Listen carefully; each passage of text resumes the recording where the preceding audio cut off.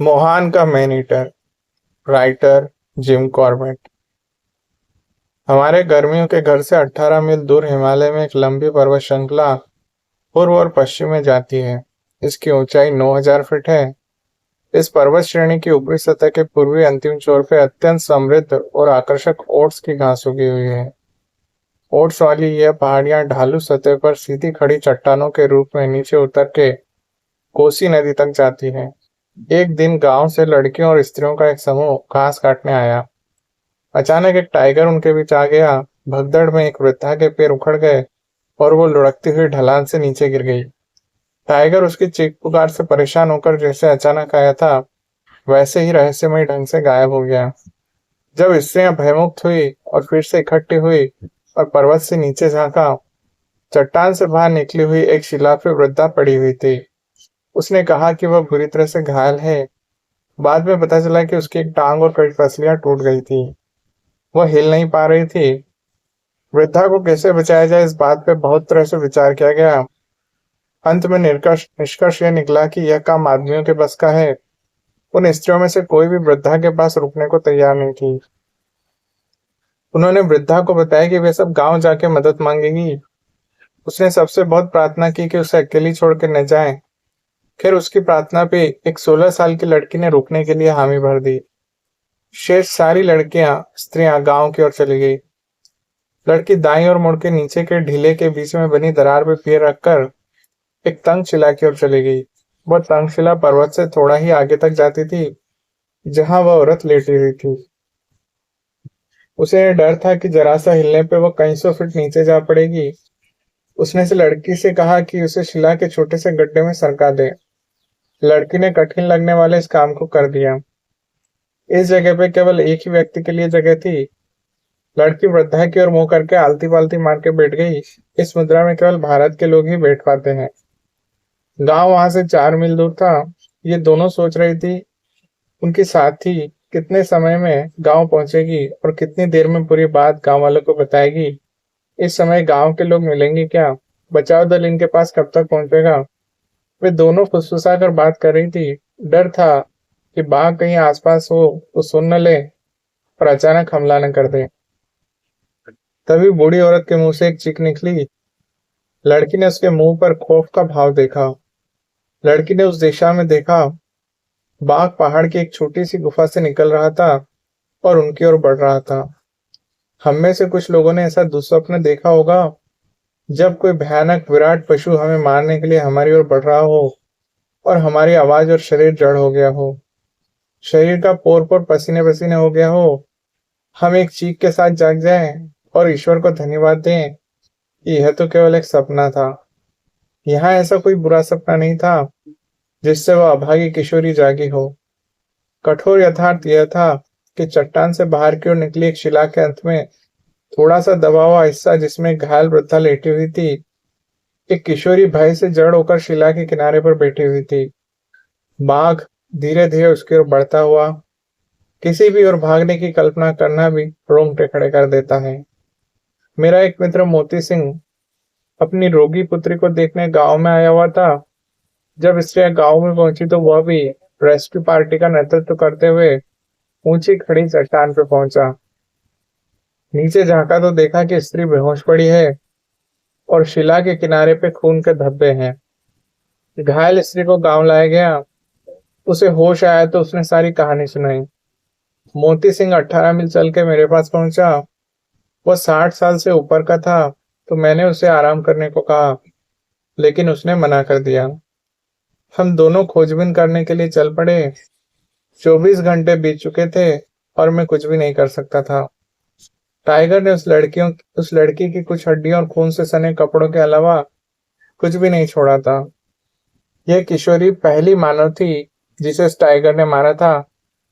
सरकारी रिकॉर्ड्स में इस दुर्घटना का ब्यौरा नरभक्षी मोहन के शीर्षक से दर्ज किया गया है। उस लड़की की हत्या करने के बाद शीत ऋतु आई तो टाइगर कोसी घाटी में चला गया। मार्ग में उसने कई लोगों के अलावा पीडब्ल्यूडी के 2 कर्मचारी और विधानसभा के सदस्य की बहू को अपना शिकार बनाया। जो ही गर्मियां आई वह अपनी पहले शिकार के स्थान पर लौट आया। कई सालों तक वह कोसी घाटी से लेकर केकड़ घाटी गार्गिया तक लगभग 40 मील के क्षेत्र में आतंक मचाता रहा। अंत में उसने अपना ठिकाना कात कनोला गांव के पास मोहान नाम के पहाड़ पे बना लिया। जिला सम्मेलन में उस समय कुमाऊं डिवीजन में चर्चा हुई कि उस क्षेत्र में 3 नरभक्षी बाघ क्रियाशील है। इम्पोर्टेंस के बेसिस पे उनका क्लासिफिकेशन इस तरह से किया गया था। पहला बाघ था चौगढ़ का मैनीटर, जिला नैनीताल में।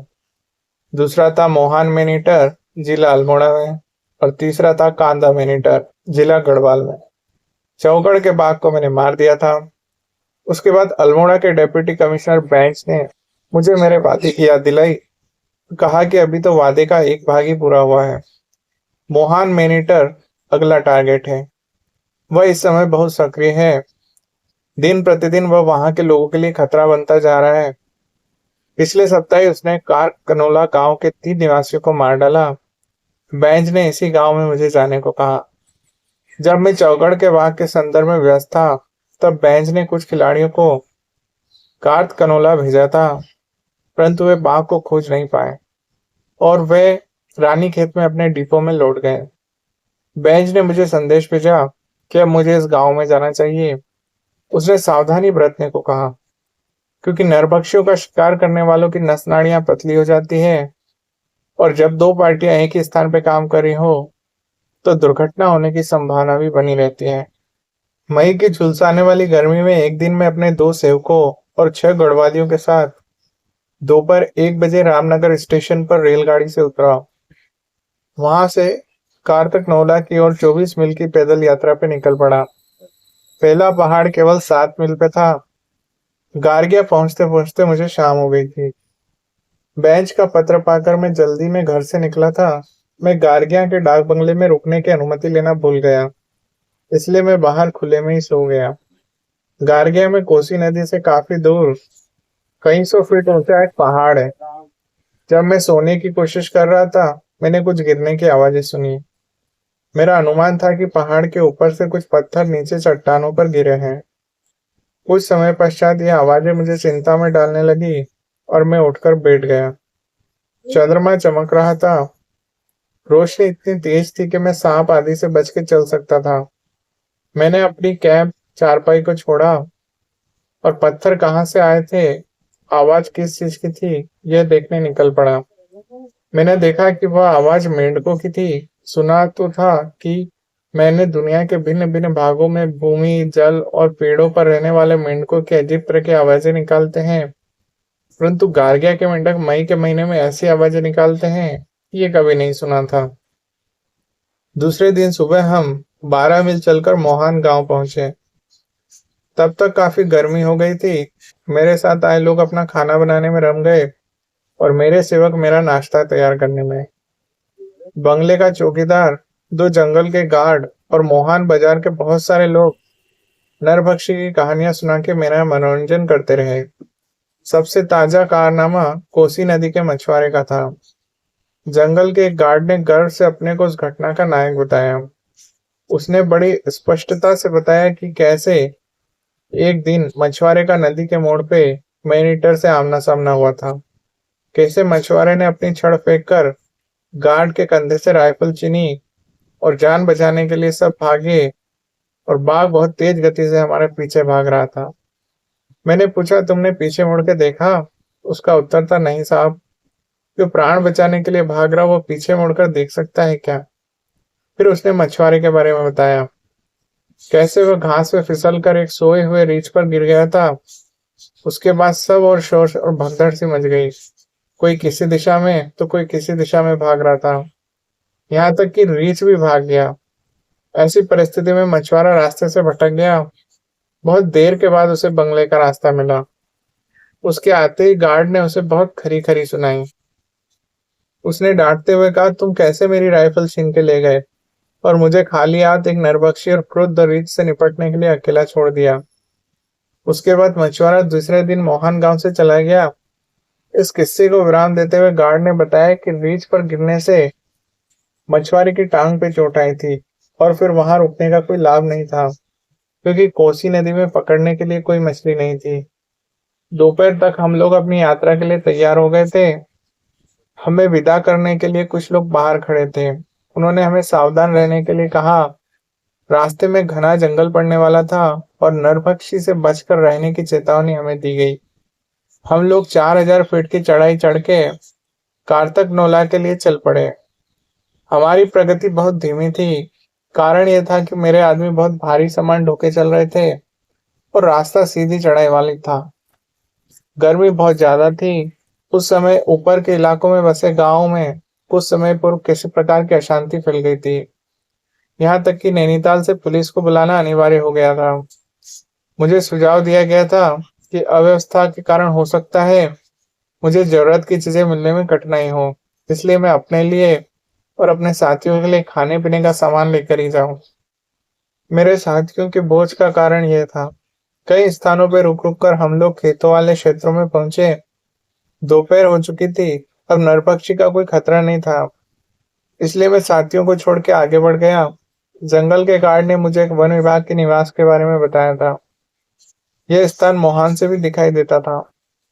कार्तक नोला में मेरे ठहरने के लिए उपयुक्त निवास बताया गया था। यह जगह ऊंचे पहाड़ पे थी जहां से मोहान दिखाई पड़ता था। पर्वत के साथ साथ एक समतल सड़क पे चलते चलते मोड़ पर एक खड्ड थी जहां घना झाड़ जंगल था। वहां से थोड़ा आगे आके मुझे एक औरत दिखाई दी। वह लकड़ी की बनी एक नाल से बहती हुई एक पतली सी धार से मिट्टी का घड़ा भर रही थी। मेरे जूतों की आवाज से डर न जाए, इसलिए उसका ध्यान खींचने के लिए मैं थोड़ा सा खांसा। वो बुरी तरह से चौंक उठी। उससे थोड़ी सी दूर रुककर मैं सिगरेट जलाने के लिए रुक गया। 1 मिनट या 2 मिनट के बाद उसकी ओर मुड़े मैंने पूछा कि क्या यह स्थान इस एकांत में किसी के लिए भी सुरक्षित है। थोड़ी झिझक के साथ उसने उत्तर दिया कि नहीं, पर पानी भरने के लिए यहाँ आना जरूरी था। घर पे कोई नहीं था जो मेरे साथ आता, इसलिए मैं अकेली चली आई। मेरे प्रश्न किया, क्या घर में कोई पुरुष नहीं था? उसने कहा कि हे, परंतु वो खेतों में काम करने गया था। वैसे भी पानी भरना तो स्त्रियों का काम है। मैंने पूछा, घड़ा भरने में कितना समय लगेगा? उसने कहा कि बस थोड़ा सा। अब तक स्त्री का भय और लज्जा समाप्त हो गई थी और अब वह मुझसे पूछताछ कर रही थी। क्या तुम पुलिस के आदमी हो? मैंने कहा नहीं। क्या वन विभाग से हो? मैंने कहा नहीं। तो कौन हो? मैंने कहा केवल एक आदमी। क्यों आए हो? मैंने कहा यहाँ के लोगों की मदद करने। कैसे? मैंने कहा नरभक्षी को मार के। बाघ के बारे में कहाँ सुना? अकेले क्यों आए हो? तुम्हारे आदमी कहाँ हैं? कितने हैं? कब तक रहोगे? आदि आदि। जब तक उसने अपनी जिज्ञासा शांत नहीं कर ली तब तक घड़े के भरने की घोषणा नहीं हुई। वो अब मेरे पीछे चल रही थी। तभी उसने दक्षिण की ओर जा रही पहाड़वत श्रृंखला पे घास से ढकी एक ढलान पे स्थित विशाल वृक्ष की ओर संकेत करते हुए बताया कि 3 दिन पहले टाइगर ने एक औरत को मार डाला था। मैंने ध्यान से उस पेड़ को देखा। वास्तव में वो मेरे निवास स्थान फॉरेस्ट हट से केवल 200 या 300 गज पे था। अब हम एक फुटपाथ पे आ गए। उस पे चलते हुए उसने कहा कि पहाड़ी के कंधे के पास उसका घर है, वह सुरक्षित है। आप में से जो लोग भारत की स्त्रियों से परिचित नहीं हैं, उनको बता दूं कि जब वह घड़ा भरने की प्रतीक्षा कर रही थी, पूछताछ करते हुए मैंने एक मित्र को पा लिया था। इतने कम समय में मैं उसके माध्यम से मैंने पूरे गांव से जान पहचान कर ली थी। वह आश्वस्त हो गए थे कि मैं किसी भी तरह का अफसर नहीं था और मेरे आने का उद्देश्य केवल उनको नरभक्षी से मुक्त करवाना था। फॉरेस्ट हट एक छोटे से टीले पे बनी थी। यह सड़क के बाईं ओर कोई 20 गज पे स्थित थी। उसका दरवाजा केवल एक चेन से बंद किया हुआ था। मैंने उसे खोला और अंदर चला गया। कमरा 10 फीट के चौकोर क्षेत्र में था। साफ सुथरा होने पर भी किसी की रिहाइश न होने के कारण एक प्रकार की गंध से भरा था। बाद में मुझे पता चला कि 18 महीने पहले जब नरभक्षी बाघ इस स्थान पे आया था, तब से यहाँ कोई भी नहीं रहता। मुख्य कमरे के दोनों ओर छोटे छोटे कमरे थे। एक में रसोई थी और दूसरा चूल्हे के जलावन रखने के लिए इस्तेमाल होता था। मेरे आदमियों के लिए सुरक्षित स्थान था। इसके बाद ताजी हवा के लिए मैंने पीछे का दरवाजा खोल दिया। बाहर जाके मैंने सड़क और हट के बीच की जगह को 40 पाउंड का टेंट लगाने के लिए चुना। हट में कोई फर्नीचर नहीं था, इसलिए मैं सड़क के किनारे एक पत्थर पर बैठ के अपने साथियों की प्रतीक्षा करने लगा। इस स्थान पे पर्वत श्रृंखला 50 गज चौड़ी थी। गांव पर्वत के उत्तर की ओर था। 10 मिनट के बाद सड़क पे एक सिर दिखाई दिया, फिर दूसरा और फिर तीसरा। पानी भरने वाली मेरे मित्र ने मेरे आने का समाचार पूरे गांव में फैलाने में देर नहीं की थी। भारत में जब अजनबी मिलते हैं तो आपस में कोई न कोई समाचार बांटना चाहते हैं। रिवाज यह है कि संवाद के अंत तक भी वे उस विषय पर चर्चा करना नहीं छोड़ते जिस कारण वे इकट्ठे हुए हैं। बीच के अंतराल में वे एक दूसरे के घरेलू और व्यक्तिगत विषयों के विस्तार में जान लेते हैं। उदाहरण के लिए विवाह, फिर पूछते हैं कितने बच्चे हैं, लड़का लड़की, यदि अविवाहित है तो क्यों, कितना वेतन है, आदि आदि। सारे संसार में जितने भी देश हैं उनमें इस प्रकार के प्रश्नों की उपेक्षा की जाती है। विशेष रूप से हमारे पहाड़ों में प्रश्न सीधे सपाट पूछे जाते हैं, बिना किसी लाग लपेट के। इन गांवों में रहने वाले लोग कभी इसका बुरा भी नहीं मानते। पानी भरने वाली स्त्री के अनेक सामान्य प्रश्नों के उत्तर मैंने दिए। घरेलू प्रश्न कोई भी स्त्री किसी पुरुष से नहीं पूछ सकती, वे भी उसने पूछे। उसी समय मेरे साथी आ गए। उन्होंने झरने के पानी से केतली भरी, आसपास से छोटी छोटी लकड़ियां चुन के आग लगाई, चाय बनाकर दी और साथ बिस्कुट भी दिए। मैंने अपने झोले में से जमे हुए मीठे दूध का डिब्बा निकाला और चाय में थोड़ा सा डाल के पीने लगा तो गायों से आए हुए लोग मेरे आदमियों से पूछने लगे कि तुम्हें ताजा दूध नहीं मिलता क्या। उनको सारी कथा बताई गई तो और भी दुखी हुए। उनका कहना था कि मैं डिब्बे का दूध ले रहा हूँ। यह उनका अपमान था। मैंने अपनी गलती मानी और उनसे कहा कि वे मुझे प्रतिदिन की आवश्यकता के लिए थोड़ा सा दूध मोल दे दिया करें, मुझे और कुछ चाहिए नहीं। उनमें से एक गांव का मुखिया था। उसने कहा कि सब कुछ आपकी सेवा में हाजिर कर देंगे। मेरा सामान खुल चुका था। मैंने अपने सेवकों से जिस जगह अपने टेंट लगाने को कहा उस पे गांव के लोगों के मन में भय और हैरानी से भरी आवाजें आने लगी। टेंट में रहेंगे? क्या उन्हें पता नहीं कि यहाँ एक नरभक्षी भी आता है? वह रोज रात को यहीं से तो होकर जाता है। यदि उन्हें हमारे शब्दों पर विश्वास नहीं है तो वे आके हमारे दरवाजों पर उसके पंजों के निशान देख सकते हैं। यदि टाइगर मुझे नहीं खाएगा तो दूसरे सहायकों को खा सकता है। उनकी सुरक्षा के लिए मुझे उनके पास रहना चाहिए। यह अंतिम वाक्य मेरे साथ आए सहायकों को भी विचलित कर गया और उनकी प्रार्थना भी सबकी आवाजों में मिल गई। मैंने उन सबकी बात मान ली। अंत में मुख्य कमरे में मेरे दो नौकर रसोई में और 6 गढ़ वाली व्यक्ति जलवान वाले कमरे में सो गए। नरभक्षी बाघ का विषय चर्चा के लिए उठाया जा चुका था। वास्तव में मेरे आने का उद्देश्य वही बाघ था जिसने पेड़ों के पास अंतिम शिकार किया था। गांव वालों ने उस स्थान की ओर संकेत किया, फिर उस दुर्घटना का समय और परिस्थितियां बताई। टाइगर रोज रात को जिस सड़क से आता था मुझे बताया गया कि वह पूर्व में बेताल घाट की ओर जाती है, उसकी एक शाखा मोहान की ओर। पश्चिमी दिशा में जाने पर रामगंगा नदी पर चाकनाकल मिलता है। कार्तक नोला और चाकनाकल के बीच का भाग बहुत खतरनाक माना जाता है। जब से यहाँ बाघ देखा गया है तब से उस रास्ते से कोई आता जाता नहीं था। बाद में मुझे यह भी पता लगा कि खेतों के बाद सड़क घने जंगल और कांटेदार झाड़ियों में प्रवेश कर जाती है। यह रास्ता सीधा नदी की ओर जाता है। कार्तक नोला गांव की मुख्य खेती का क्षेत्र पहाड़ के उत्तर में है। इसके बाद वहां छोटे छोटे पहाड़ हैं, बीच बीच में गहरी खड्ड है। इन पहाड़ियों से लगभग 1000 गज पे फॉरेस्ट हट है। वहीं पे एक अनानास का पेड़ है। 10 दिन पहले टाइगर ने एक स्त्री को मार के आधा खा लिया और शेष वहीं छोड़ दिया। फॉरेस्ट हट में ठहरे हुए 3 खिलाड़ियों ने 3 पेड़ों पर अलग अलग मंचाने बना ली थी। वे पेड़ पे चढ़ नहीं पाए। सूर्यास्त होने पे जब चंद्रमा दिखाई दिया तो सबने मचानों पे अपने स्थान ले लिए। चांद के अस्त होते ही गांव वालों ने गोलियां चलने की आवाजें सुनी। नौकरों से पूछा गया तो उनका उत्तर था कि उन्होंने कुछ भी नहीं देखा। उसके बाद 2 गायों की हत्या हुई। ये सारे प्रयास नरभक्षी को मार नहीं पाए। गांव वालों ने मुझे बाघ के बारे में एक मजेदार सूचना दी। उन्होंने बताया कि बाघ के आने का आभास उन्हें एक धीमी कराहने की आवाज से हो जाता है। यह आवाज कभी लगातार और कभी रुक रुक कर आती थी। इस जानकारी से मैंने निष्कर्ष निकाला कि वह किसी घाव से पीड़ित है। घाव ऐसा था कि बाघ को चलते समय पीड़ा होती थी। यह घाव एक ही टांग पे था। मुझे विश्वास था कि वह न तो किसी स्थानीय और न ही रानी के चाय खिलाड़ियों द्वारा घायल हुआ था। खैर ये महत्वपूर्ण नहीं था कि वह कैसे घायल हुआ, क्योंकि वह सालों से नरभक्षी बन गया था। उसके मरने के बाद ही तय हो पाएगा कि वह कैसे घायल हुआ। सब लोग ये जानना चाहते थे कि मैं बाघ की आवाज में इतनी रुचि क्यों ले रहा हूँ। जब मैंने उन्हें टांग में घाव होने के बारे में बताया तो वे मानने को तैयार नहीं थे। उनका कहना था कि वे टाइगर को देख चुके थे। वह कैसे शिकार को मार के उठाकर ले जाता था, उससे उसकी शक्ति का अनुमान लगाया जा सकता है। बाद में जब मेरा कहा सही निकला तो मेरी प्रसिद्धि एक अलौकिक दृष्टि से संपन्न व्यक्ति के रूप में हो गई। रामनगर से गुजरते हुए मैंने तहसीलदार से कह दिया था कि वह 2 युवा भैंसे खरीद के मोहान भेज दें। वहां मेरे आदमी उन्हें संभाल लेंगे। गांव वालों को भी समझा दिया कि एक भैंसा उस पेड़ के पास बांध दे जहां 3 दिन पहले एक स्त्री को मारा गया था। दूसरा चाकनाकाल की ओर जाने वाली सड़क के पास बांध दिया जाए। उनका कहना था कि फिलहाल इन दोनों स्थानों के अतिरिक्त कोई और उपयुक्त जगह उन्हें सूझ नहीं रही थी। वे आपस में विचार करके अगले दिन प्रातः मुझे सूचित करेंगे।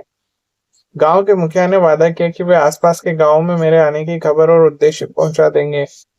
साथ ही उनको संदेश भेज देंगे कि यदि उनके क्षेत्र में टाइगर द्वारा कोई हत्या हुई हो तो वे तुरंत मुझ तक सूचना भिजवाएं। कमरे में सीलन की गंध काफी कम तो हो गई थी, पर अब भी हल्की सी थी। खैर मैंने इस ओर अधिक ध्यान नहीं दिया और नहा के खाना खाया। दरवाजे पे 2 बड़े पत्थर लगा के सो गया। दरवाजा बंद करने के लिए वहां यही एक तरीका था। जल्दी सोना जरूरी था क्योंकि उस दिन की व्यस्तता और परिश्रम से मेरी हड्डियां तक थक चुकी थी। मैं कभी गहरी नींद नहीं सो पाता। 2-3 घंटे बाद पिछले दरवाजे पे किसी पशु के होने की आवाज से मैं जाग गया। अपनी राइफल और टॉर्च लेकर उठा और पेड़ से एक पत्थर हटा के बाहर झांका। रात के गुप्त अंधेरे में मैं कुछ भी देख नहीं पाया। तब तक पशु के जाने की आवाजें आई। हो सकता है कि वह बाघ ही हो या फिर तेंदुआ या फिर कांटों वाला शाही। तभी मैंने अनुभव किया कि मेरा गला खराब हो गया है। इसका कारण यह हो सकता है कि इतना लंबा पहाड़ी रास्ता पार करके गर्म शरीर में ही मैं ठंडी हवा में बैठ गया था। तभी मेरे सेवक ने दरवाजे को धकेल कर सुबह की गरम गरम चाय का प्याला मुझे थमा दिया। चाय पीते हुए मुझे लगा कि मैं लैरेंजाइटिस से पीड़ित हो गया हूँ, क्योंकि मेरा कमरा अरसे से बंद पड़ा था। छत पे चमगादड़ चिपके हुए थे तो सीलन भरे वातावरण में बीमार होना स्वाभाविक था। मेरे सेवक ने बताया कि 6 गढ़वाली लोग जो लकड़ियां और पत्तों से भरे कमरे में सोए थे, सबके गले मेरी तरह खराब थे। मेरे दवाइयों के बक्से में 2 औंस आयोडीन, कुछ कोनेन की गोलियां और कागज के लिफाफे में पोटेशियम परमैंगनेट पड़ी थी। मेरी बहन ने मेरे लिए मंगवा के रख दी थी। मैंने गर्म पानी में पोटेशियम के काफी सारे क्रिस्टल और थोड़ी सी आयोडीन मिला दी। हम सब ने उससे गरारे किए। सभी के गले को काफी आराम मिला, हालांकि हम सब के दांत काले पड़ गए। सुबह सुबह नाश्ता करके मैंने 4 लोगों को मोहन गांव से भैंसे ले आने को कहा। स्वयं मैं उस स्थान पर चला गया जहां बाघ ने एक औरत को मारा था। अब तक घास के गट्ठर वहीं पड़े थे। उसके साथियों के घास के गट्ठर भी रखे हुए थे। बाघ को देखकर भयभीत स्त्रियां सब कुछ छोड़ के वहां से भाग गई थी। लोगों ने मुझे बताया कि बाघ की शिकार औरत वहां कहीं नहीं मिली थी। मुझे ऐसा आभास हुआ कि उसे खोजने की कोशिश भी नहीं की गई थी। भूस्खलन के ऊपरी हिस्से में स्त्री को मारा गया था, फिर बाघ उसे नीचे की ओर ले गया जहाँ एक छोटा सा घना कंकाड़ था। यहीं पर वह पीछे छूटे उसके साथियों की आंखों से ओझल होने की प्रतीक्षा कर रहा था। फिर कुछ देर बाद वह औरत को लेकर पहाड़ को पार कर 1 मील चलकर घने पेड़ों और कांटेदार झाड़ियों में चला गया। वहां के रास्ते अब तक 4 दिन पुराने हो गए थे। वहां बाघ के पगमार्क खत्म हो गए थे। आगे जाने का कोई लाभ नहीं था, इसलिए मैं फॉरेस्ट हट की ओर लौट आया। पर्वत पे चढ़ाई एकदम सीधी थी। मैं मध्याह्न तक घर पहुंच गया। वहां बरामदे में कई प्रकार के छोटे बड़े बर्तनों में दूध पड़ा हुआ था। पिछले दिन दूध का अकाल था और आज मैं दूध में नहा सकता था। मेरे आदमी ने बताया कि उनके विरोध का कोई प्रभाव न पड़ा। प्रत्येक आदमी ने कहा कि वह अब साहब को दूध की कमी नहीं होने देंगे। जब तक वे हमारे साथ हैं, हम बाजार का जमा हुआ दूध नहीं इस्तेमाल करने देंगे। मोहाल से भैंसे लेकर आने वाले आदमियों की वापसी की आशा रात से पहले मैं नहीं कर सकता था, इसलिए चाकनाकी की ओर चक्कर लगाने लग गया। फॉरेस्ट हट से पहाड़ नीचे धीरे धीरे ऊपर की ओर जा रहा था। यहाँ से उसकी ऊंचाई 500 फीट होगी और वह त्रिकोण बना रहा था। सड़क खेतों में से आधा मील चल के एकदम बाईं ओर मुड़ गई और सीधे पहाड़ पे चढ़ गई। फिर दाईं ओर जाके चाक नाकी की ओर चली गई। पर्वत चढ़ने के बाद थोड़ा सा फासला सपाट जमीन का था। फिर सीधे दाईं ओर मुड़ के सड़क नीचे जा रही थी। बीच बीच में कैंची मोड़ों ने रास्ता सहज भी कर दिया था। मेरे पास पूरी दोपहर का समय था। मैंने 3 मील तक सड़क का बहुत ध्यान से निरीक्षण किया। जब भी टाइगर नियमित रूप से किसी सड़क का प्रयोग करता है तो वह हमेशा सड़क के किनारे पैरों से कुचलने के खुरचने के निशान छोड़ जाता है। बिल्ली की जाति के सभी जानवर इस प्रकार के चिन्ह छोड़ते हैं। किसी भी शिकारी के लिए यह रुचिकर होते हैं क्योंकि इससे उनका इन पशुओं के बारे में ज्ञान बढ़ता है, जैसे कि वह पशु मादा है या नर, वह किस दिशा में जा रहा था, उसको गए हुए कितना समय बीत चुका है, उसके ठिकाने की दिशा और फासला कितना है, उसके शिकार का स्वभाव क्या है, अंतिम रूप से क्या उसका शिकार कोई मनुष्य था या उसका भेड़ पड़ा हुआ था। अनजाने प्रदेश में नरभक्षी के शिकारी खिलाड़ी के लिए ये जानकारी सुगमता से प्राप्त थी।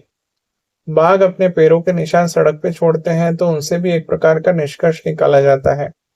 उदाहरण के लिए दिशा और गति, लिंग और आयु, उसके चारों अंग स्वस्थ है, यदि नहीं तो कौन सा अंग खराब है या अस्वस्थ है।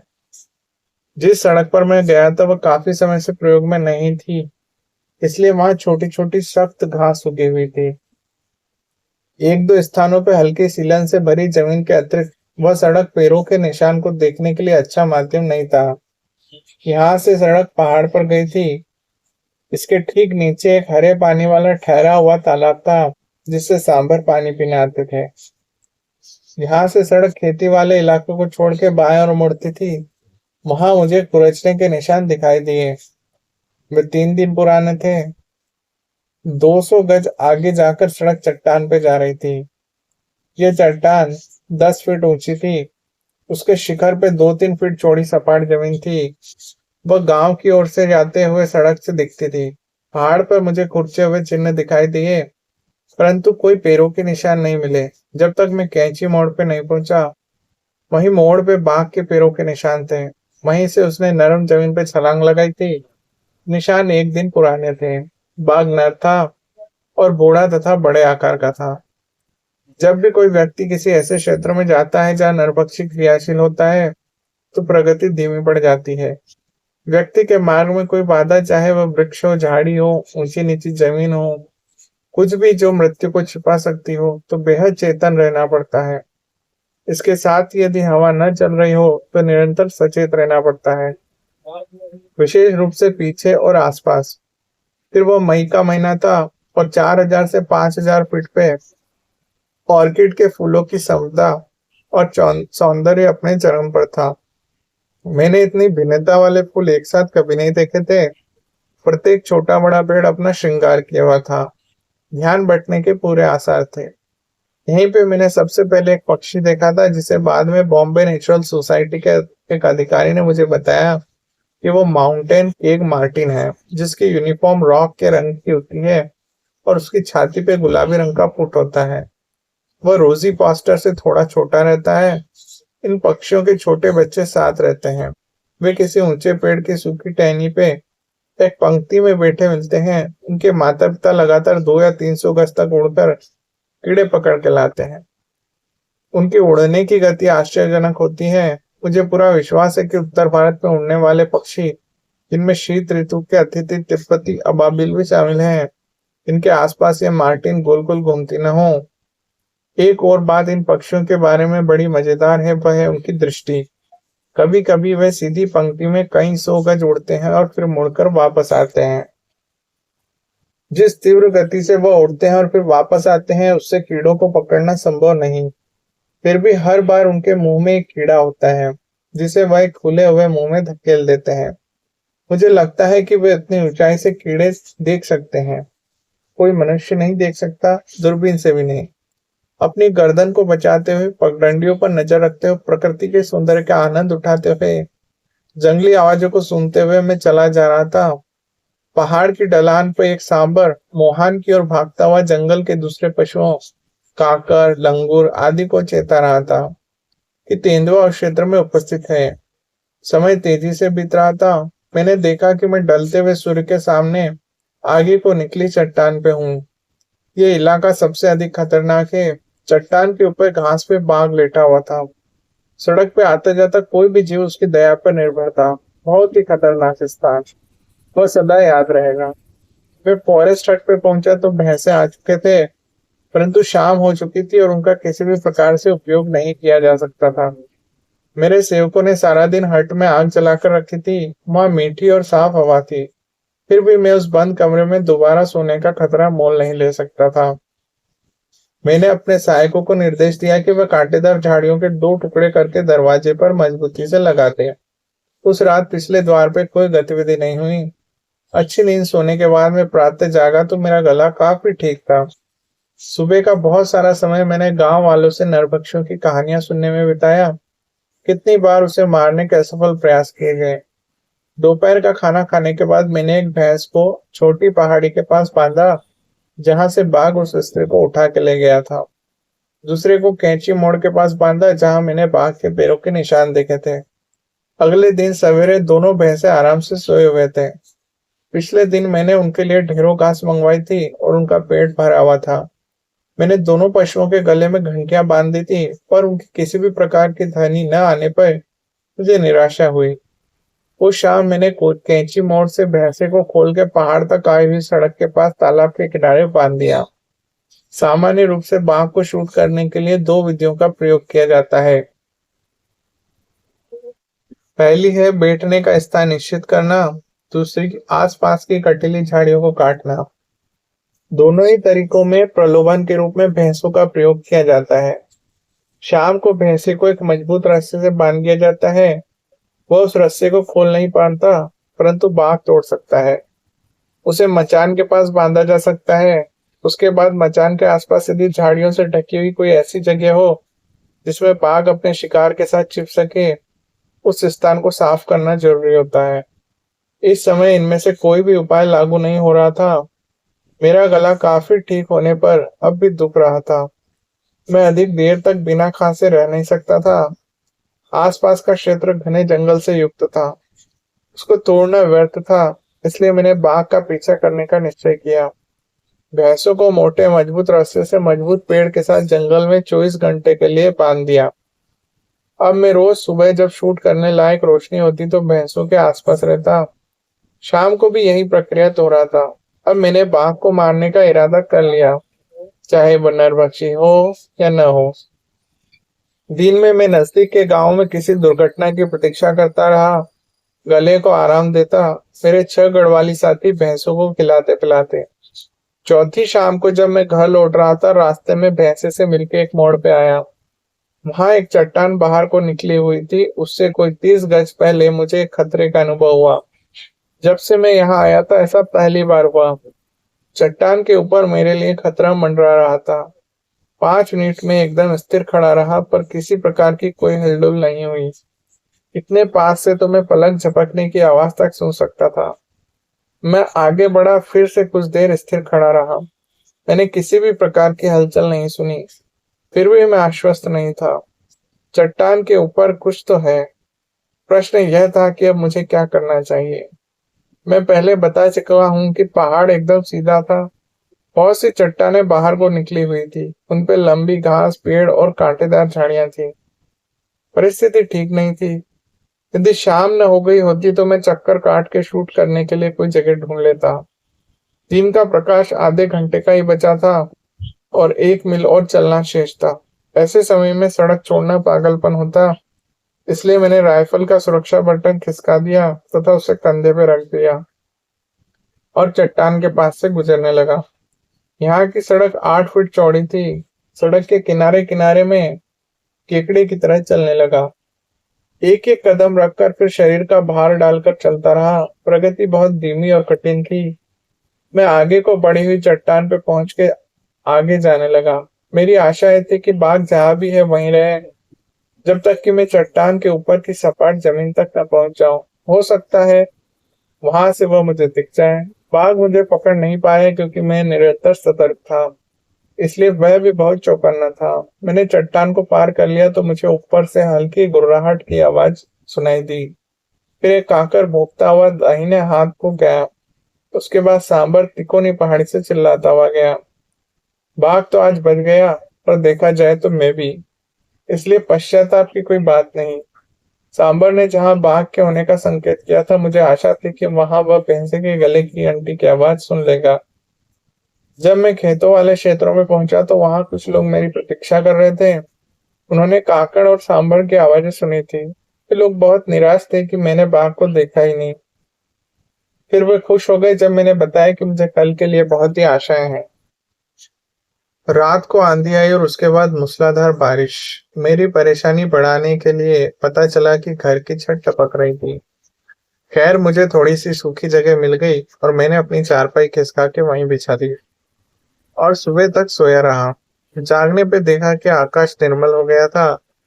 वर्षा ने गर्मी और धूल को वातावरण से निकाल के धो डाला था। पेड़ों के पत्ते और घास उदित होते हुए सूर्य की रश्मियों से चमक रहे थे। मैं समीप ही बंधे हुए भैंसों को देखने गया। आज सवेरे मेरे मन में प्रतिदिन के क्रम को उल्टा करने की इच्छा हुई। मैंने अपने सहायकों को निर्देश दिया कि आज जब सूर्य आकाश में पूरा चढ़ जाए, तब पास वाले भैंसे को खाना पानी दे दे। मैं बहुत उम्मीद से चाकनाकी सड़क की ओर निकला। मैंने अपनी राइफल को तेल दिया, सफाई की। यह 450400 की राइफल थी। बहुत ही कार्यकुशल, मेरी वर्षों की वफादार दोस्त। निरंतर परिवर्तनशील चट्टान ने पिछली शाम मुझे बहुत कष्ट दिया था और आज सहज हो गई थी। उसे पार करने के बाद मैं पगडंडी की ओर नरम मिट्टी पर बाघ के निशान खोजने चला। कुछ दूर तक कुछ नहीं मिल पाया। फिर पर्वत के पास थोड़ी नरम और सीलन वाली मिट्टी थी। उसी पर मुझे पैरों के चिन्ह दिखे। यहाँ से पास ही खड्ड की ओर एक 3-4 फीट ऊंची चट्टान थी। पहले जब भी मैं इस मार्ग पे चला, मुझे सड़क पे एक उठाव दिखता था, जहां से मैं 40 गज की दूरी पर बंधे भैंसे को देख सकता था। आज मैंने उसी स्थान पर खड़े होकर देखा तो भैंसा वहां नहीं था। यह मेरे लिए जितना विक्षुब्धकारी था, उतना ही समझ से परे था। बाघ भैंसे को जंगल के बीच ले जाए, इसके लिए मुझे किसी पेड़ पर या जमीन पर बैठना होगा। यह प्रक्रिया आशातीत थी। मेरा गला अब भी खराब था। मुझे हैरानी इस बात की थी कि 1 इंच गोलाई के मोटे रस्से से बांधे गए भैंसे को बाघ कैसे ले गया। मैंने पतले से पतले रबर सोल के जूते पहन रखे थे। मैं चुपचाप उस पेड़ के पास चला गया जहां भैंसा बंधा था। वहां की जमीन का ध्यान से निरीक्षण किया। भैंसे को तूफान से पहले मारा गया था और वर्षा के बंद होने के बाद ले जाया गया। उसके शरीर के सभी अंग अछूते थे। रस्से के 3 हिस्से दांतों से काटे गए थे और चौथा तोड़ा गया था। अधिकतर बाघ रस्सों को दांत से काटते नहीं। खैर, यहाँ तो ऐसा ही हुआ। भैंसे को उठा के पहाड़ से नीचे की ओर मोहान गांव की दिशा में बाघ ले गया था। मेरी योजनाएं बुरी तरह से विफल हुई थी। फिर भी वर्षा ने मेरी सहायता की थी। कल तक जो पत्ते लकड़ी की तरह सूखे थे, वे आज भीगे हुए कालीन बन गए थे। यदि मैंने कोई गलती नहीं की, तो बाघ ने जितनी मेहनत की थी वह सब व्यर्थ हो जाएगी। जंगल में प्रवेश करते समय यदि गोली चलाना जरूरी हो जाए, तो मैं राइफल को खाली ले जाना उचित नहीं मानता। जब तक राइफल में कारतूस न भरे हों, तो मैं निश्चिंत नहीं हो पाता। यदि पास में पूरे हथियार न हो, तो मैं इस लापरवाही के लिए कोई बहाना नहीं चला सकता। इसलिए जब मैं ऊपर से झुकी हुई चट्टान के पास पहुंचा, तो मैंने फिर से राइफल को खोल के कारतूस निकाल के देखे। बदरंग हुए कारतूस को बदला। सुरक्षा बटन को कई बार ऊपर नीचे खिसका के उसकी रवानगी देखी। फिर मैं पशु को खींचकर जाने से बने निशानों पे चल पड़ा। खींचना शब्द भ्रामक है, क्योंकि बाघ कभी खींचता नहीं है। मैंने एक जवान गाय को 4 मील तक ढोकर ले जाते हुए बाघ को देखा है। यदि शिकार बहुत भारी हो तो वह छोड़ दिया जाता है। खींचने के निशान गहरे या हल्के हैं, यह पशु के भारी और हल्के वजन पर निर्भर करता है। उदाहरण के लिए, यदि शिकार सांबर है और बाघ ने इसे गर्दन से पकड़ रखा है, तो इसके पीछे के पैर घिसटते हुए जमीन पे साफ निशान बना देंगे। जब बाघ उसे कमर से पकड़ता है, तो वह निशान बहुत हल्के या शून्य होंगे। भैंसे के प्रसंग में बाघ ने उसे गर्दन से पकड़ा था। उसकी पिछली टांगे जमीन पे घिसटती रही और निशान इतने गहरे थे कि आसानी से उनके साथ साथ चला जा सकता था। 200 गज तक बाघ पहाड़ी से विकर्ण रेखा बनाता हुआ गीली मिट्टी से बने किनारे तक पहुंचा तो फिसल गया। उसके मुंह से भैंसा छूट गया और नीचे लुढ़कता हुआ एक पेड़ से टकराकर रुक गया। बाघ ने वहां पहुंचकर अब की बार उसे कमर से पकड़ा तो भैंसे की एक टांग कभी कभी जमीन को छू रही थी। अब केवल एक हल्का सा निशान पड़ रहा था। फिर भी पहाड़ पे उगे पौधों के कारण निशान को पहचान के आगे बढ़ना मुश्किल नहीं था। ऊपर से गिरने के कारण बाघ का दिशा ज्ञान धूमिल हो गया था। अब उसे समझ नहीं आ रहा था कि वह शिकार को कहाँ ले जाए। पहले वह 100-200 गज दाएं चला, फिर सीधा चलने लगा। आगे झुके हुए बांसों में से बहुत कठिनाई से निकल के बाईं ओर चला। थोड़ी देर आगे गया तो चट्टान मिली। उसके सीमांत पे चल के एक बड़ा गड्ढा था। बाघ के लिए यह स्थान शिकार रखने के लिए सुरक्षित था। मैं रास्ता छोड़ के चट्टान पे चढ़ गया, बहुत धीमी गति से आगे बढ़ा। मैं जमीन का एक एक चप्पा नीचे ऊपर आसपास देखता जा रहा था। बड़ी हुई चट्टान के अंत में पहुंचा तो निराशा हुई कि वह चट्टान पहाड़ी से मिल गई थी। वहां कोई गड्ढा या गुफा नहीं थी। चट्टान के ऊपर जाने पे एक छोटी सी वादी दिखाई दी। यह स्थान नरभक्षी के आक्रमण से बचने के लिए उपयुक्त था। मैं वहां बैठ गया। बैठते बैठते झाड़ियों में एक लाल और सफेद वस्तु पर मेरी दृष्टि पड़ी। घने जंगल में जब नरभक्षी की खोज में कोई निकला हो तो हर लाल और सफेद चीज बाघ दिखाई देती है। यह तो मुझे न केवल उसका लाल दिखाई दिया, उसकी पीठ पे सफेद रेखाएं भी दिखने लगी। एक लंबे मिनट के बाद मैं इस वस्तु को ध्यान से देखता रहा। अचानक वस्तुएं स्पष्ट आकार लेने लगी। वास्तव में वह बाघ नहीं था, वह उसके द्वारा मारा गया भैंसा था। लाल वस्तु पशु का रक्त था जिसे बाघ ने अभी अभी खाया था। सफेद रंग उसकी पसलियां थीं जिन पर से चमड़ी हटाई गई थी। शुक्र है मैंने उस लंबे अंतराल में गोली नहीं चलाई। इसी प्रकार की परिस्थिति में मेरे एक मित्र ने 2 गोलियां चला दी थी जो शिकार को लग गई और मित्र के हाथों से एक सुंदर बाघ निकल भागा। साथ साथ एक हादसा होते होते बच गया क्योंकि मित्र ने अपने 2 आदमियों को शिकार लाने के लिए भेजा था और वे मृत पशु के साथ ही खड़े थे। भाग्य से उसका निशाना अच्छा था। जब बाघ की शांति को किसी प्रकार से किसी ने भंग न किया हो तो वह खुले में ही अपने शिकार को छोड़ देता है। फिर कहीं पास ही जाके लेट जाता है ताकि गिद्ध आके उसके भोजन को न खा ले। मैंने बाघ को नहीं देखा तो इसका मतलब यह नहीं कि वह वहां नहीं है। बाघ मक्खियों से परेशान होकर अधिक समय तक एक ही स्थान पर नहीं टिकता। इसलिए मैं जहां था वहीं बैठा रहा और किसी प्रकार के हिलने डुलने की प्रक्रिया की प्रतीक्षा करता रहा। इस निर्णय के साथ ही मेरे गले में खराश शुरू हो गई।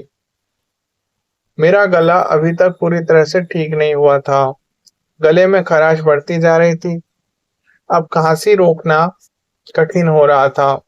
साधारणतया खांसी रोकने के लिए सांस रोक के कुछ निगलने जैसी क्रिया की जाती है, परंतु कुछ भी उपाय कारगर नहीं हो रहा था। परेशान होकर मैंने लंगूर की आवाज बना के बोलना शुरू कर दिया कि खराश शांत हो जाए। इस चेतावनी भरी बुलाहट का मैं वर्णन करूं तो इस प्रकार होगा: खोक खोक खोक। थोड़े अंतराल के बाद बार बार दोहरा के अंत में खोकर कॉटन की ध्वनि को लंबा करना। सभी लंगूर बाघ को देखकर ऐसे नहीं पुकारते, परंतु हमारे पहाड़ों में लंगूर इसी प्रकार से जंगली जीवों को चेतावनी देते हैं। बाघ इस प्रकार की ध्वनियों को प्रतिदिन सुनते हैं, इसलिए मैंने लंगूर की आवाजें निकाली ताकि बाघ सुनकर भी ध्यान न दें। आसपास के समय इस प्रकार की ध्वनियां विश्वसनीय नहीं होती, परंतु मेरा उद्देश्य पूरा हो गया था। मेरा गला साफ हो गया था। आधे घंटे तक मैं चट्टान पर बैठा रहा था, किसी प्रकार की गतिविधि और जंगल के लोगों की ओर से किसी समाचार की प्रतीक्षा कर रहा था। जब मैं संतुष्ट हो गया था कि मेरे आसपास टाइगर नहीं है, मैं चट्टान से उतर आया और बहुत सावधानी से चलते हुए मैं बाघ के शिकार की ओर चल पड़ा। पूर्ण रूप से विकसित बाघ कितना मांस खा सकता है इसके बारे में मैं आपको ठीक ठाक बता नहीं सकता, फिर भी आपको कुछ अनुमान तो हो ही जाएगा। वह एक सांबर को 2 दिन में, भैंसे को 3 दिन में खा लेता है और बचे हुए मांस को कलेवे के रूप में चौथे दिन के लिए रख लेता है। जिस भैंसे को मैंने पेड़ के साथ बांधा था वह अभी तक पूर्ण रूप से विकसित तो नहीं हुआ था, फिर भी उसे छोटी उम्र का भी कहा नहीं जा सकता।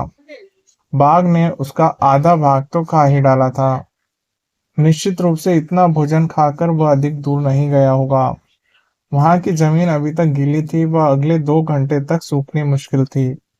मैंने उसका पीछा करने का निर्णय किया, यदि संभव हुआ तो उसको लक्ष्य भी बना लूंगा। भैंसे के मृत शरीर के पास बाघ के निशान नहीं थे। मैंने इसके इर्द गिर्द चौड़े चक्कर लगाए तो एक स्थान पे मुझे उसके पैरों के चिन्ह मिल गए। नर्म पैरों के निशान गहरे नहीं होते, पर सख्त पैर गहरे चिन्ह बनाते हैं। जैसे शिकारी कुत्ता बाघ की गंध के सहारे बिना परिश्रम किए उसकी उपस्थिति का आभास पता लगा लेता है। ऐसे ही वर्षों के अनुमान के बाद मैं भी गंध का सहारा लेके बाघ के स्वभाव का, दूरी का ज्ञान प्राप्त कर लेता हूँ। मैं पूरे प्रयास के साथ बिना कोई हरकत किए छाया की भांति पथ पे चल पड़ा। मुझे लग रहा था कि बाधा बहुत ही पास है। जब मैं 100 गज आगे गया तो 20 फीट की चौकोर सपाट जमीन थी, उस पे कोमल और छोटी घास उगी हुई थी। इस घास की जड़ों से सुगंध आती थी। बाघ इसी पे लेट के गया था। उसके शरीर के आकार के दबाव से स्पष्ट रूपरेखा बनी हुई थी। जब उस रूपरेखा को देखकर मैं उसके आकार से बाघ के शरीर की नाप का अनुमान लगा रहा था तो मैंने वहां दबी हुई घास को सीधे होते देखा। इसका मतलब यह था कि बाघ को गए हुए 1 मिनट ही हुआ होगा। आपको वहां के नक्शे का कुछ तो अंदाजा हो जाएगा जब मैं बताऊंगा कि बाघ अपने शिकार को उत्तर की ओर ले गया था, फिर उसे वहीं छोड़ के पश्चिम की ओर ले गया। जिस चट्टान पर मैं बैठा था और अब मैं जहां खड़ा हूं, एक त्रिकोण बन रहा था। एक ओर वह 40 गज था और दूसरी ओर 100 गज लंबा रहा होगा। मेरा पहला विचार था कि टाइगर ने मुझे देख लिया होगा और वह वहां से चला गया। मुझे जल्द ही पता चल गया कि मैं गलत सोच रहा था। इस स्थान से ऊपर का कुछ भी दिखाई नहीं देता था, परंतु फिर भी इस आरामदायक घास के बिस्तर को छोड़कर वह क्यों चला गया, इसका कारण भी मुझे जल्दी समझ में आ गया। 9 बज रहे थे और सूर्य की किरणें तीखी हो रही थी। मेरी पीठ पर भी गर्मी से चुभन होने लगी थी। स्पष्ट है कि बाघ मेरे पहुंचने से पहले नई छायादार जगह ढूंढने चला गया। यदि मेरा अनुमान ठीक हुआ तो वह टूटे वृक्ष के एक भाग में लेटा होगा, जहां धूप से गर्म हवा से बचाव हो गया होगा। अब वह कहाँ होगा यह जानने के लिए मुझे पेड़ के पास जाके देखना होगा। मुझे बहुत वर्ष पूर्व पंच पत्रिका में छपी एक खिलाड़ी की फोटो याद आ गई। इस चित्र में एक शिकारी पहाड़ के ऊपर की ओर देख रहा था तो एक गुर्राते हुए शेर की आंखों से सामना हुआ। यह शेर अफ्रीका का विशाल शेर था। चित्र के नीचे लिखा था, जब आप शेर को खोजते हुए जाएंगे तो पहले सोच लीजिए कि आप उसको देखना चाहते हैं। मेरे और उस खिलाड़ी के प्रसंग में अंतर यह था कि वह अफ्रीका का मेरा मित्र शेर को नीचे से ऊपर देख रहा था और मैं ऊपर से नीचे देखूंगा। मैं अपने पैरों को धीरे धीरे आगे की ओर इंच इंच खिसका रहा था तो मैंने काले और पीले रंग की 3 इंच लंबी एक वस्तु देखी, जो चट्टान के किनारे पर थी। 1 मिनट के लंबे समय तक मैं स्थिर खड़ा रहा। मुझे विश्वास था कि वह बाघ की पूंछ का आखिरी हिस्सा था। वह मुझसे 20 फीट की दूरी पर था। मैंने अनुमान लगाया कि पूंछ जिधर भी थी उसका सिर मेरी ओर था। मुझे और पास जाना चाहिए ताकि मैं उसका पूरा शरीर देख सकूं और अपाहिज करने वाली गोली दागूं, यदि मैं उस स्थान से अपने पैरों पर चल के जा सकूं। अब मुझे अफसोस हो रहा था कि 2 नाली राइफल को रखने की अपनी आदत को क्यों ठीक नहीं किया। .450 400 राइफल का सुरक्षा ले जब आगे पीछे करो तो एक तीखी आवाज आती है। यह ध्वनि तो इस समय घातक होगी। यह या तो बाघ को मेरे ऊपर छलांग लगवाएगी और मैं सीधा सीधे पहाड़ी से नीचे लुढ़क जाऊंगा, और इसको शूट करने की संभावना तो नहीं होगी। मैं एक एक इंच फिर से बाहों के बल खिसकता रहा और अब तो मुझे सारी पूंछ और पीछे का हिस्सा दिखाई देने लगा। मुझे इस खुशी से चिल्लाना चाहिए था क्योंकि मुझे पता चला कि बाघ न तो बेटा था और न ही छलांग लगाने की मुद्रा में था। वह लेटा हुआ था। वहां उसके शरीर को समाने लायक 2 फीट चौड़ी चट्टान थी। उसने अपनी टांगे शाहबलूत की ऊंची शाखाओं पर टिकाई हुई थी। वह 1 फुट आगे बढ़ा तो मुझे उसका कंधा और फिर उसका पेट दिखाई दिया। आती जाती मान से उसका पेट ऊपर नीचे हो रहा था। उसका सिर घास से ढकी जमीन पे था जो गिरे हुए पेड़ से 3-4 फीट आगे थी। आंखें कस के बंद थी, उसकी नाक आकाश की ओर थी। उसको सिर को निशाना बनाते हुए मैंने सुरक्षा बटन को ऊपर खिसकाया और ट्रिगर दबा दिया। गोली इतने कम फासले से जाके उसके माथे पे लगी। हैरानी की बात यह थी कि उसके शरीर में कंपन तक नहीं हुई। उसकी पूंछ उसी प्रकार सीधी रही, टांगे वृक्ष की शाखा पर वैसे ही टेकी रही, नाक अब भी आकाश की ओर थी। मैंने दूसरी गोली अनावश्यक रूप से चला दी, पर उसका शरीर वैसा ही रहा। केवल एक परिवर्तन दिखा कि उसकी छाती का सांस के साथ ऊपर नीचे होना बंद हो गया था और माथे पे बने 2 छेदों से रक्त की पतली धाराएं बह रही थी।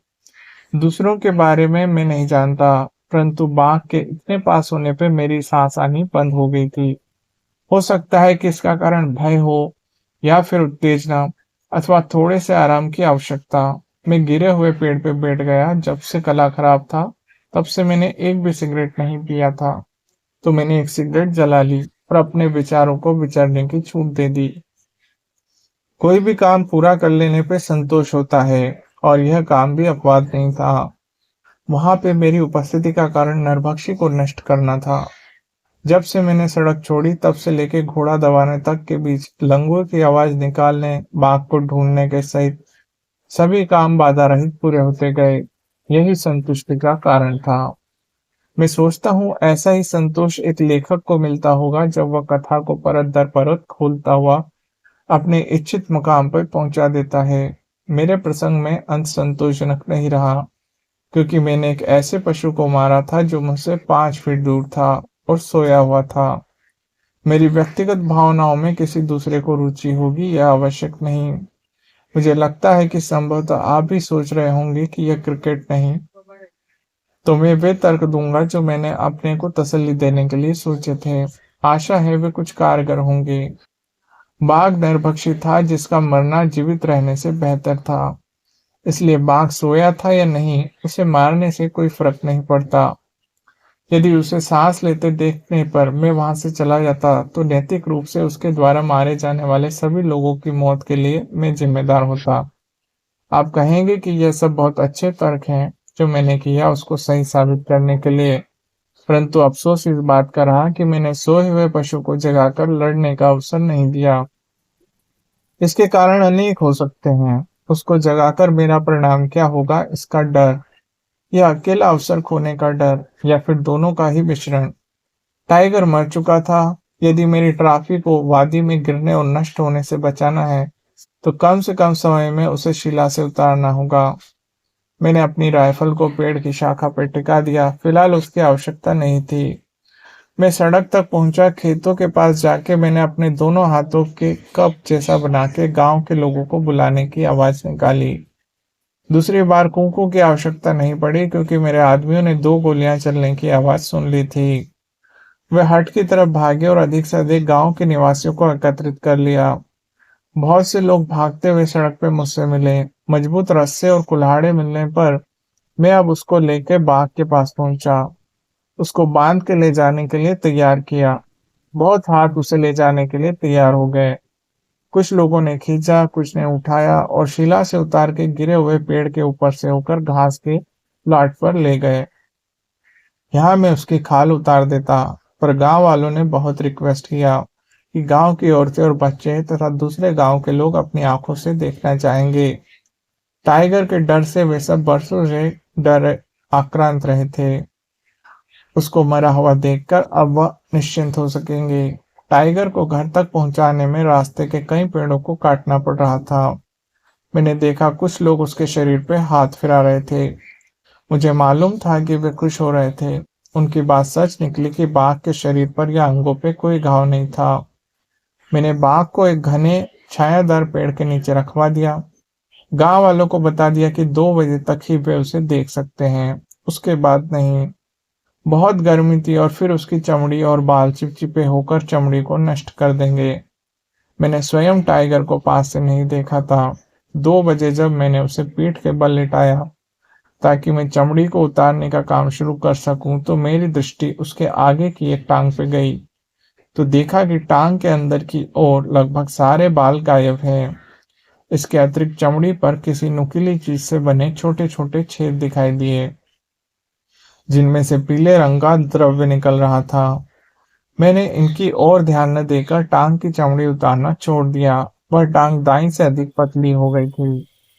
जब शेर शरीर से चमड़ी उतार ली गई तो मैंने बाघ की छाती से लेकर बाईं टांग तक एक लंबा चीरा लगाया।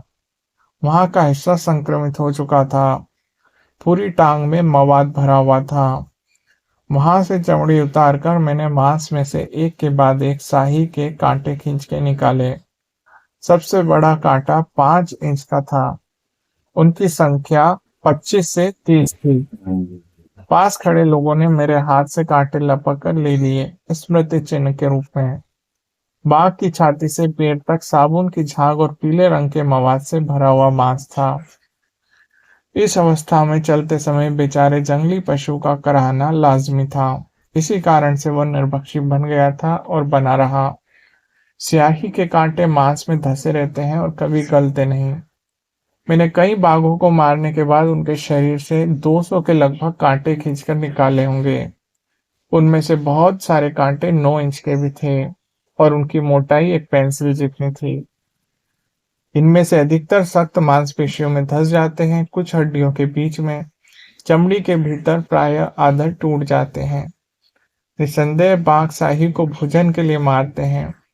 उसी समय उनके कांटे भी शरीर में लग जाते हैं।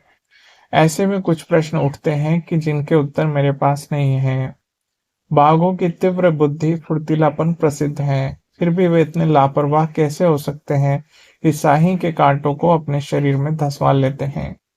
वे इतने गतिशील होते हुए भी कैसे इतनी धीमी गति के हो जाते हैं कि शाही से दूर नहीं हो पाते, जबकि शाही अपने आप को बचाने के लिए पीछे की ओर जाती है। फिर यह कांटे बीच में ही टूट कैसे जाते हैं, क्योंकि वे खस्ता भी नहीं होते।